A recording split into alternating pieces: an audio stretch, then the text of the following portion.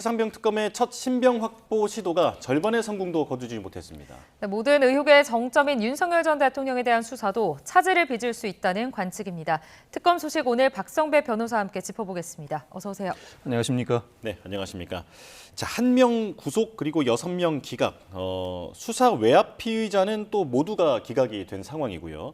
이 기각 사유는 좀 더 들어봐야겠습니다만 지금 숫자로만 보면 특검에 상당한 타격이 될 것으로 보입니다. 자, 법원의 판단 왜 이렇게 갈렸을까요? 최상병 특검은 모두 7명에 대한 구속영장을 전격적으로 청구했습니다. 그중에서 임 전 사단장만 구속영장이 발부되었습니다. 임 전 사단장의 경우에는 업무상 과실치사 외에도 군형법상 명령 위반 혐의로 구속영장이 청구되었습니다. 업무상 과실치사 혐의로 구속영장이 발부되는 것 자체는 이례적이라고 할 수 있는데 그동안 수사가 지지부진해 오다 본격적인 수사가 이루어졌고 무엇보다 군형법상 명령 위반 혐의가 인정되면서 구속영장이 발부된 것으로 전망됩니다.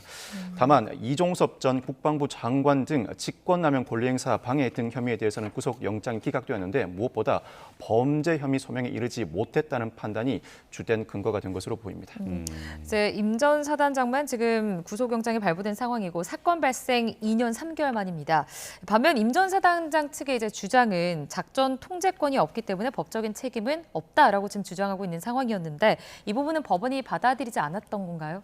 임 전 사단장의 주장은 당초 경찰의 불송치 결정을 근거로 한 것으로 보입니다. 예. 당초 경찰은 임 전 사단장에게 이 사건 당시 작전 통제권이 없어 관련된 지시를 내릴 권한이 없다는 이유로 불송치 결정을 한 바가 있습니다. 이 주장을 그대로 끌어쓴 것으로 보이는데 오히려 이 주장이 구속영장 발부에 일정 부분 영향을 미친 것으로 보입니다. 애초에 임 전 사단장은 구명조끼 등을 지급하지 않고 무리한 바둑판식 수색을 지시한 업무상 과실치사 혐의가 적용되었을 뿐만 아니라 군형법상 명령 위반 혐의도 동시에 적용되었습니다. 법원이 판단하기에는 당시에는 비상 상황으로서 이미 이 작전 통제권이 육군에 이첩되었다 이런 상황이라면 통상적인 원소속 부대장으로서 지원 정도만 할 수 있는데 그 수준을 넘어서서 무리한 작전을 지시함으로써 작전 통제권을 일탈한 이 자체가 군형법상 명령 위반으로 판단한 것으로 보입니다. 예. 업무상 과실치사에 군형법상 명령 위반 혐의도 소명된다는 판단이 이루어진 이상 구속영장 발부는 불가피했던 것으로 전망됩니다. 예. 자, 이번 판단의 핵심은 지금 수사 외압 의혹을 받고 있는 그 피의자들이 모두 구속이 기각됐다라는 건데요. 이종섭 전 장관의 신병 확보도 당연히 이제 실패를 했습니다. 자, 특검팀은 1,300쪽의 의견서를 제출하고 또 100쪽 분량의 PPT까지 준비를 했다고 하는데 법원은 왜 받아들이지 않았습니까? 사실 이 사건은 VIP의 경로설이 핵심이라고 평가받아 왔습니다. 이 경로에 대해서는 여러 관련자들이 진술을 번복함으로써 사실상 사실로 받아들여지고 있습니다. 그런데 경로에 그쳐서는 수사가 완결되지 않습니다. 이 경로를 바탕으로 직권을 남용해서 해병대 초동조사 결과라 이첩을 보류시키고 향후 수사 기록을 회수할 뿐만 아니라 국방부 조사본부 수사에 관여하였음을 충분히 입증해내야 할 숙제가 최상병 특검에 부여되어 있습니다. 관련된 직권남용 혐의를 충분히 소명하지 못했다는 결론에 이를 수 있는데 무엇보다 이 사안은 여러 법리적인 쟁점이 도사리고 있습니다. 예를 들어 지난 2022년 7월 1일부터 개정 시행된 군사법원법에 따르면 군인이 사망한 경우 그 원인이 되는 범죄는 일반 법원의 재판권이 부여됩니다. 그런데 그 사망한 경우 그 원인이 되는 범죄가 존재하는지 여부는 해병대가 초동 조사를 통해 밝혀내게 됩니다. 해병대는 이 조사 결과를 바탕으로 일반 법원에 관할권이 부여된 군 경찰을 넘어서서 일반 경찰에 사건을 이첩해야 하는데 다만 군사법원법 2조 4항에 따르면 국방부 장관은 이 경우에도 국가안전보장, 군사기밀보호 그 밖에 이에 준하는 사정이 있는 경우에는 군사법원에 기소하도록 결정할 수 있다는 조항도 동시에 존재합니다. 즉 국방부 장관이 이 경우에도 일정한 지휘권을 발동할 수 있다고 해석할 만한 조항이 여전히 존재하는 것입니다. 뿐만 아니라 이 법원이 재판권을 가지는 군인 등의 범죄에 대한 수사 절차 등에 관한 규정 대통령령에 따르면 군사법 경찰관은 이 군인이 사망한 경우 그 원인이 되는 범죄가 인지된 경우에는 지체 없이 일반 경찰의 사건을 이첩하도록 규정하고 있는데 여기서 일컫는 지체 없이 어떤 의미로 해석될 수 있는가 여러 다툼이 있을 수 있습니다. 국방부 장관이 일단 이첩 결정에 대해서 결정을 했다고 하더라도 이후에 다시 사건을 회수받아서 검토해보자는 조언 자체가 일정의 지체 없이 관련된 사건을 이첩해야 한다는 규정에 반하는가를 두고 법리적인 다툼의 여지가 상당합니다. 이러한 여러 숙제들을 최상병 특검이 뛰어넘지 못한 것으로 보입니다. 이 당시에 국방부 장관이 2조 4호 즉 국군사법원법 2조 4항에 따라서 군사법원에 기소할 수 있도록 결정할 수 있는 권한을 남용했는지 여부에 대해서 법리적인 쟁점을 뛰어넘지 못했고 나아가서 지체 없이 이 사건을 이첩해야 한다는 규정을 위반했는지 여부 그 법리적 쟁점도 뛰어넘지 못했다고 평가할 수 있을 것 같습니다. 일각에서는 앞으로의 특검 수사도 이제 동력을 잃는 것 아니냐 이런 우려도 나오고 있는 상황인데 당초 어제 윤석열 전 대통령 소환 조사 때도 하려고 했으나 지금 본인의 거부로 불발이 된 상황이잖아요. 앞으로의 수사 좀 어떤 방향으로 흘러갈 거라고 전망하십니까? 이전 장관 측은 윤 대통령이 당시 경로를 했다고 하더라도 이는 군기강 우려를 표명한 것이고 나아가서 특정인을 제외하라는 지시는 한 바가 없다고 주장하고 있습니다. 즉 경로와 수사 관여는 별개의 문제라는 취지로 주장을 하고 있는데 이 사건의 가장 큰 두 축은 수사 외압과 구명 로비라고 할 수 있습니다. 구명 로비와 관련해서는 이종호 전 대표와 임성근 전 사단장이 이 사건 발생 1년 전부터 자주 모임을 가져왔다는 참고인들의 진술이 다소 확보되어 있습니다. 이를 토대로 이종호 전 대표가 상당한 그 친한 친분을 가지고 있는 김건희 씨에게 구명 로비를 했다는 의혹으로 수사가 발전될 가능성을 열어두고 있습니다. 그렇지만 여기서 그쳐서는 안 됩니다. 직권남용 권리행사 방해 등 혐의가 인정되기 위해서는 구명 로비는 일정한 전제 사실이고 이를 토대로 수사 외압이 가해졌다는 사실을 밝혀내야 하는데 여러 법리적 쟁점을 두고 최상병 특검이 이를 극복해내지 못한다면 경로 나아가서 일정한 제시를 한다고 하더라도 이를 직권남용 권리행사 방해죄로 볼 수 있는지 다툼의 여지가 상당합니다. 향후 수사를 이어나간다고 하더라도 수사 단계에서 다시 한번 구속영장 청구를 할 수 있을지 상당히 의문이 남는 대목입니다. 향후 법원 재판 단계에서 충분한 공방이 이루어져야 할 가능성이 높아 보입니다. 예, 재판부가 밝힌 기각 사유를 보면 쭉 설명을 해주신 그 법리적인 측면에 대해서도 언급이 있었고요. 그런데 이미 상당한 증거가 수집됐다는 점 그리고 수사 진행 경과와 피의자들의 진술 태도 등을 고려할 때 구속의 필요성이나 상당성은 인정하기 어렵다. 그러면서도 기본적인 사실관계는 어느 정도 소명된다라고 얘기를 했거든요.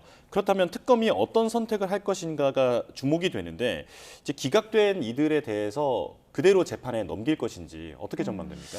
특검은 현실적으로 다시 구속영장을 청구한다고 하더라도 영장 발부가 어렵다는 판단을 할 가능성이 높습니다. 최상병 특검은 앞서 내란 특검이나 김건희 특검에 비해서 수사 성과가 부족하다는 비판을 받아왔는데 전격적으로 7명에 대한 구속영장 청구를 하면서 일종의 방점을 찍었다고 할 수 있습니다. 특검이 출범하게 되면 일정한 수사를 거쳐서 사실 수사 막판에 구속영장 청구를 하기 마련인데 이 수순을 밟았다고도 평가할 수 있습니다. 그렇지만 대다수 구속영장이 기각되면서 그동안의 수사 성과에 대한 비판도 불가피해 보이는 상황입니다. 이 사건의 경우에는 다소 어려운 측면도 도사리고 있는 점을 다소 어려운 부분이 도사리고 있는 점을 조회시할 수 없지만 그럼에도 불구하고 최상병 특검의 경우에는 법리적인 쟁점을 벗어나지 못한 데 대한 비판도 불가피해 보이는 상황입니다.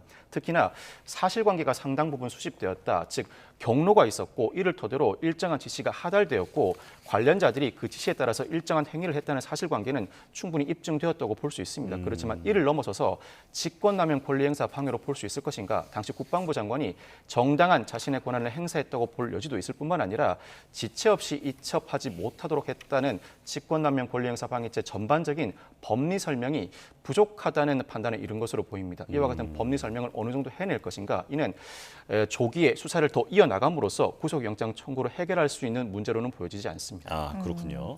자, 전 법무부 장관 박성재 전 법무부 장관 소환 조사 일정 관련해서도 좀 짚어보겠습니다. 잠시 후에 이제 박 전 법무부 장관을 불러서 조사가 이루어질 텐데 현재 지금 범인 도피 등의 혐의를 받고 있잖아요. 피의자 신분으로 처음으로 지금 소환되는 거죠? 그렇습니다. 박 전 장관은 범인 도피 등 혐의의 피의자 신분으로 처음 네. 소환 조사를 받게 되었습니다.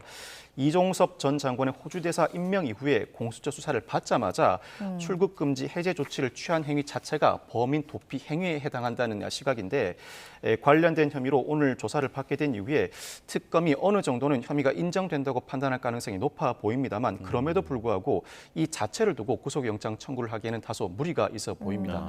즉 이 사건 수사는 결국 최상병 특검이 관련된 혐의자를 전반적으로 조사하는 과정에서 기소 사실로 포함시킬 수는 있을지언정 내란 특검이 추가 구속영장 청구를 하는 과정과 별개로 최상병 특검이 박성재 전 장관을 토대로 이 법인 도피 혐의를 기반으로 구속영장 청구를 하기에는 다소 무리가 있어 보이는 사안입니다. 아, 예. 내란 특검 얘기를 해주셨는데 그렇다면 내란 특검은 구속영장을 다시 청구하겠다라는 입장인 거잖아요. 그렇습니다. 그러니까 그 기각 사유를 보면 쟁점이 됐던 부분이 계엄의 위법성을 인식하고 있었느냐 이 부분인데 통상적인 업무였다라고 박 전 장관이 주장을 했단 말입니다. 네. 이 부분에 대해서 다시 한번 영장을 재청구할까요? 앞서 영장이 기각될 당시 영장 전담 판사는 박 전 장관의 위법성 인식 정도나 추후 조치의 위법성 여부에 대해 다툼의 여지가 있다고 판시했습니다. 이는 전반적으로 박 전 장관이 사전에 비상계엄의 위법성을 온전히 인식하였는가, 이를 토대로 나아가서 각종 행위가 이 비상계엄에 가담하였다고 볼 수 있는지 법리적인 다툼의 여지가 다분하다는 취지로 해석할 수 있습니다. 앞서 이미 구속영장이 발부된 국방부 장관이나 행안부 장관의 경우에는 비상계엄 선포 위법성을 인지했다고 볼 수 있는 수준을 넘어서서 구체적으로 각종 사안에 관여하였다는 의혹이 비상계엄 가담으로 평가받았습니다. 그럼에도 불구하고 박 전 장관의 경우에는 각종 행위, 예를 들어 합동수사본부에 검사 파견을 지시한다거나 교정시설 수용 요력 점검 확인을 지시한다거나 출입국 사무소 직원 출근을 지시하는 행위를 일반적인 통상 법무부 장관의 업무 지시를 넘어서서 비상계엄에 가담하였다고 볼 수 있는지 다툼의 여지가 있다는 취지입니다. 이에 따라 내란 특검은 박 전 장관의 휴대전화를 추가로 확보하고 서울구치소 실무자들에 대한 압수수색을 진행하였는데 이와 같은 압수수색 등 전반적인 추후 보완 수사를 통해서 관련된 지시가 내려지면 추후 실무자들의 관련된 대화나 후속 조치가 이루어지기 마련입니다. 이 실무자들의 추후 대화나 후속 조치가 전반적으로 박 전 장관의 구체적인 개입을 어느 정도 입증하였는지 여부에 따라서 재청구 시 영장 발부를 가늠할 수 있을 것 같습니다. 네. 네, 김건희 씨 관련 의혹을 수사하는 민중기 특별검사도 좀 짚어보겠습니다. 좀 미공개 정보 주식을 거래했다는 의혹이 제기되면서 경찰이 수사에 나선 상황인데 고검 부장판사 시절 2010년이죠. 상장 폐지 직전에 매도를 하면서 수익을 낸 부분, 공소시효가 지나면서 실제 수사가 진척이 될 수 있을까 이런 우려도 나오고 있는 상황인데 어떻게 보고 계십니까? 민특검은 지난 2008년에 비상장 회사인 네오세미테크의 주식을 취득했고 2009년 네오세미테크가 상장한 이후에 2010년에 상장 폐지 직전 이 주식을 매도했습니다. 이로 상당한 이익을 취득하였는데 공교롭게도 이 회사의 대표 사회이사가 민특검의 고등학교, 대학교 동창이었습니다. 이에 따라 미공개 정보를 이용한 것 아니냐는 의혹이 강하게 제기되고 있습니다. 이 사건 발생 당시에 금감원이 여러 조사를 거쳐서 관련 인물들 고발 조치를 단행하였고 그중 대표가 허위 계산서 발행, 분식회계, 미공개 정보 이용 등의 혐의로 징역 11년 실형을 선고받은 바가 있습니다. 자본시장법상 미공개 정보 이용 혐의는 최장 공소시효가 15년입니다. 이에 따라 2010년 주식을 매도한 민특검의 경우에는 이른 공소시효가 완성되었다고 볼 수 있습니다. 그렇지만 공범이 기소돼 재판이 진행되는 그 기간만큼은 공소시효가 정지되는데 그 전제는 이 공범과 민특검이 공모관계에 있음을 전제로 합니다. 즉, 이 대표가 허위계산서 발행 등의 혐의로 재판에서 징역 11년이 확정되었지만 이 대표와 민특검 간의 공모관계가 인정되는지 여부에 따라서 공소시효가 정지되는지가 결정되는데 현재 경찰이 수사를 진행하고 있는 만큼 공소시효뿐만 아니라 그 전제로서 민특검과 이 대표 간의 공모관계가 밝혀져야 공소시효 정지 여부도 밝혀낼 수 있을 것으로 전망됩니다. 네, 알겠습니다. 여기까지 듣겠습니다. 박성배 변호사와 함께했습니다. 고맙습니다. 감사합니다.